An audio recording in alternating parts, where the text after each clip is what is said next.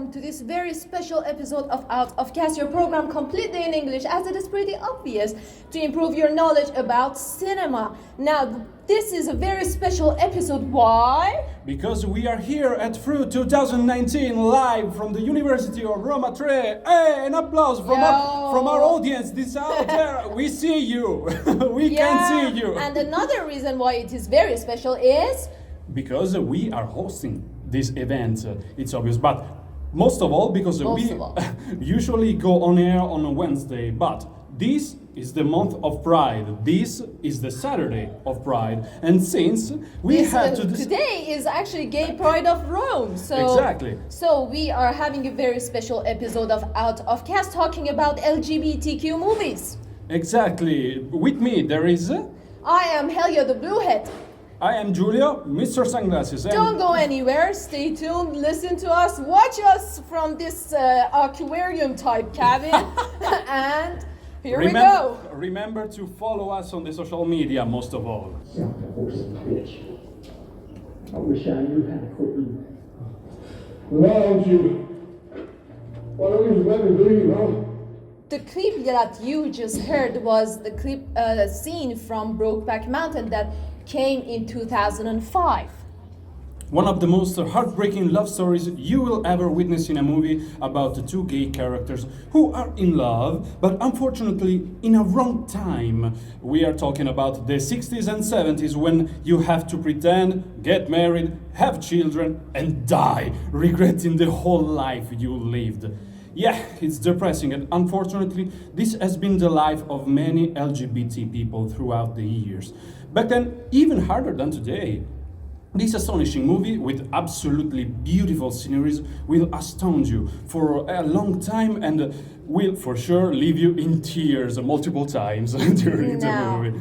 This amazing movie is directed by Ang Lee, and actually it is an adaptation from a short story that came out in 1997 by Annie Proulx and stars, rest in peace, Heath Ledger as Ennis Del Mar, also Jake Gyllenhaal as Jack Twist. Now the very beautiful and heartwarming score that's mixed with country folk music, that is really astonishing and emotional scene is composed actually by Gustavo Santaolalla. Now the point is how this movie demonstrates the problem of being LGBTQ people, a person in that era, like our protagonist that had to pretend and then go for a quote-unquote camping and fishing in every 4 or 5 years to Brokeback Mountain, where they first met and fell in love and had sex. But they had to actually meet each other in every 4 or 5 years just to meet. And multiple times Jack points out that let's just get away from this quote-unquote normal life that the society insists and expects us to have. Let's run away, far away as possible. Yeah, it's actually really the thing that he said, but it's not really that much possible. It wasn't at that era, at least. No. But overall, this movie tells a somehow tragic love story of Jack and Dennis and their love being doomed by the standard and ethics of the time in that specific part of America. Something that many with the same sexual orientation went through. Voce la canzone.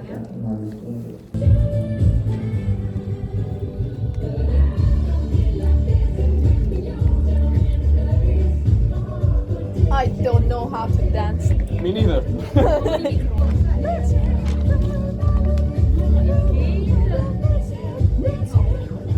Se così costruito il radio gigante non si toccano, ok? Quindi voi siete abituati a toccare il fotogrammi. Quando ci sono io tocco i gay va bene, ma voi non li dovete toccare. Se ognuno ci mette a toccare i gay, posso dire che tirato il di farlo, ma lo voglio uccidere in questo momento.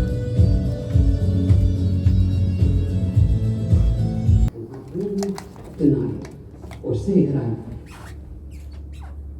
but I do regret and grieve for the mess we are about to make of our child's life.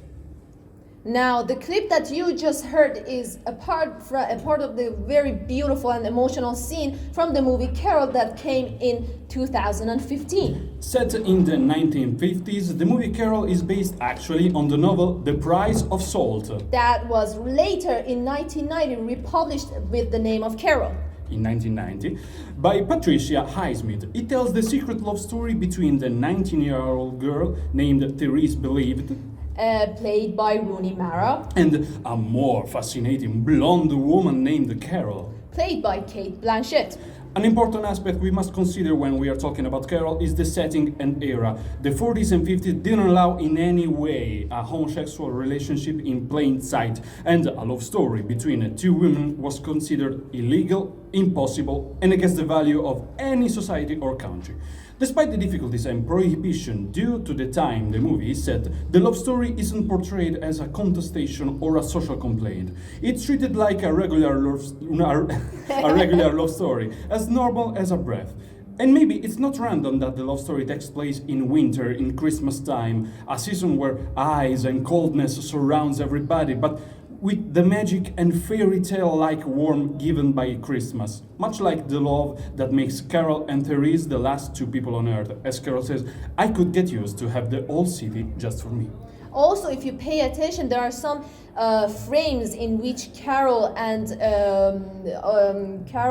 also Therese are in the same frame, and the color palette shifts into a much more warmer tone. Now, the other important issue that is in this movie, that despite being set in the 40s and 50s, it showcases beautifully and masterfully the individualism of a woman, showcasing that a woman within a family and being married can be someone more than a mother.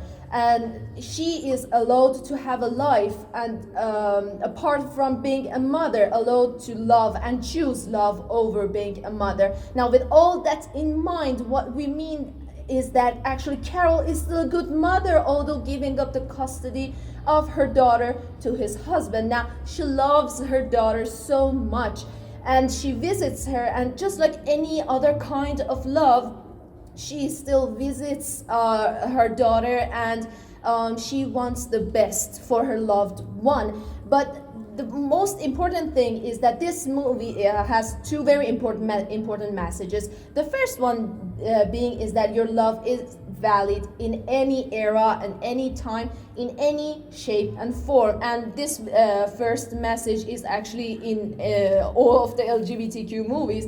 But the second message of this movie is that before being a mother, you're a human being and you are allowed to live your life as you wish. Speaking of mother, we look at there the lovely daughter of our lovely Marta Perotta, which we say, hello Marta Perotta!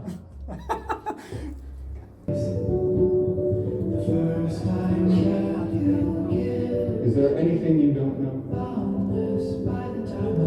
Well, I know how little I know about things that matter. What things that matter? You know what things. You saying what I think you said?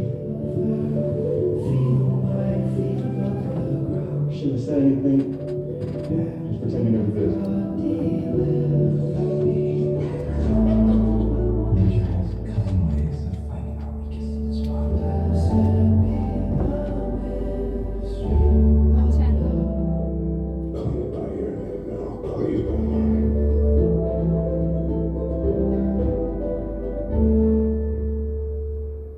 Now, the clip that you just heard was a very small part of the trailer of the beautiful, astonishing movie Call Me By Your Name that came in 2017.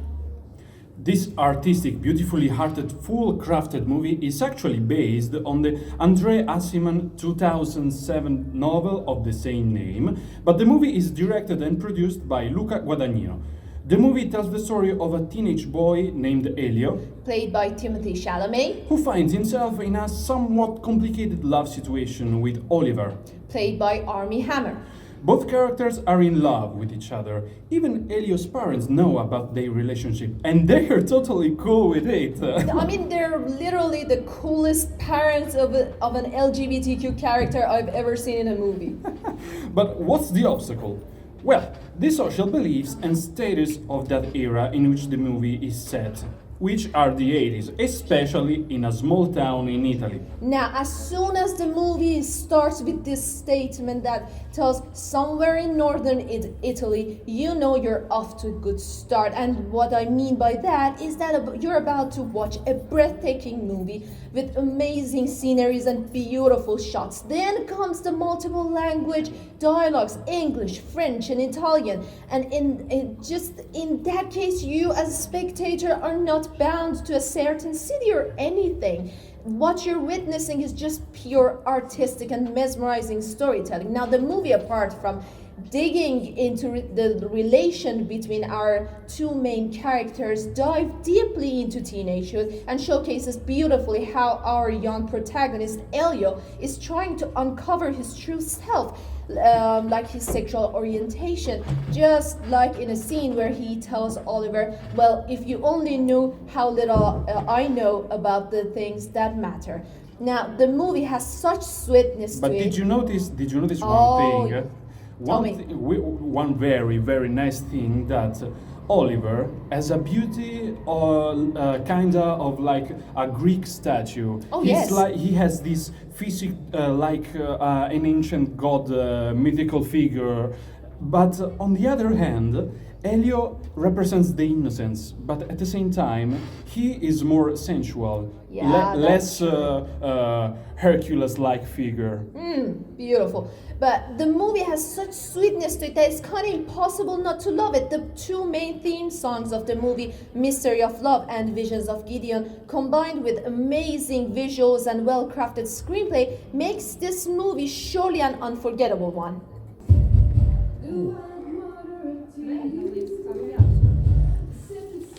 Ah no, Pain and Glory.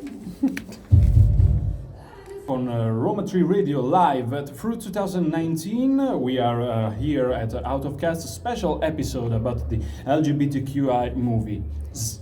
Movies. Yeah. So this is special because of two occasions.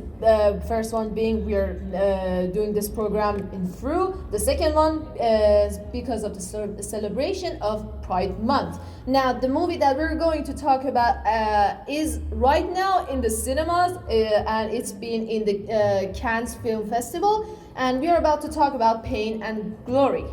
Or in Italian, as you like, Dolor y Gloria. Yeah. Even if it's Spanish. Yes. Here in Italy, we kept the original name, Dolor y Gloria.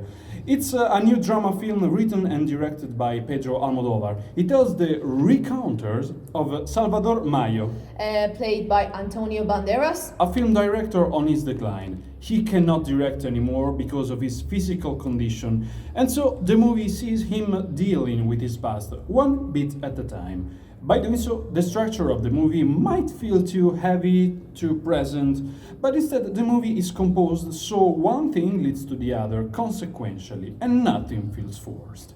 One element that occurs all through the movie are the flashbacks showing Salvatore's childhood. They both give us information about his growth as a seminary student and as a person in relation to his mother. Played by Penelope Cruz. In fact, Pain and Glory is very autobiographic, in this case projecting the figure of Almodovar's mother into Salvador's mother. In the Spain of 50 years ago under the dictatorship of Francisco Franco, and by doing so demonstrating the cultural and life differences between then and now. Now, Almodovar's movies almost always explore themes of sexuality and feelings while using stylistic feature alluding to theater, dance, literature, and painting. Now, Pain and Glory makes no exception about this, portraying the aftermath of a past love between Salvador and Federico. Played by Leonardo Sbaraglia. Now, a man he met years earlier and to which he dedicated his screenplay. The reunion is so beautiful and feels real, not forced nor out of the blue. It's impossible not to smile for them. During an interview, even Almodovar talked about the importance of cinema and in his life, and of course in this movie, and how it truly saved him. Now, he assured that the similarities between him and Salvador's thought about not being capable of living without his form of art are so real. So we sort of can consider Pain and Glory a catharsis of Pedro Almodovar's life, though this one movie exploring the life and times of a great director. Did I stop you in a wrong point? Yes. Where? Here. Instead of here. Allora, due blocchi, ragazzi. Okay, it's okay. I was so stressed. You Oh, paused. don't worry. You paused, and I thought, okay, it's my time, so let's no, go. Let's go. it's my fault. It's my fault. Overall, it's safe to say that LGBTQ movies mostly talk about the problems of LGBTQ people, obviously, whether in their community, family, and social life, or even the crisis on their sexuality and sexual orientation, or in their relationship with their partner, and even in their sex life. Now, over the years, the number of movies on such matters has increased, and with this growth and invitation for people to watch these sort of movies, it seems like that the knowledge on LGBTQ people of their lives and their rights is growing and spreading among everyone. So it's not just about the movie itself and its technical stuff and box office numbers or what critics say, but it's actually about the message they're trying to say. So this is very pretty important stuff, and thank you everybody for tuning in. This has been the very special episode of Out of Cast. We chose 4 movies for our special show Yeah. because we thought they might be somehow awakening and eye-opening, but you can find many more movies about the LGBT matters. These movies are just a slight representation of the theme.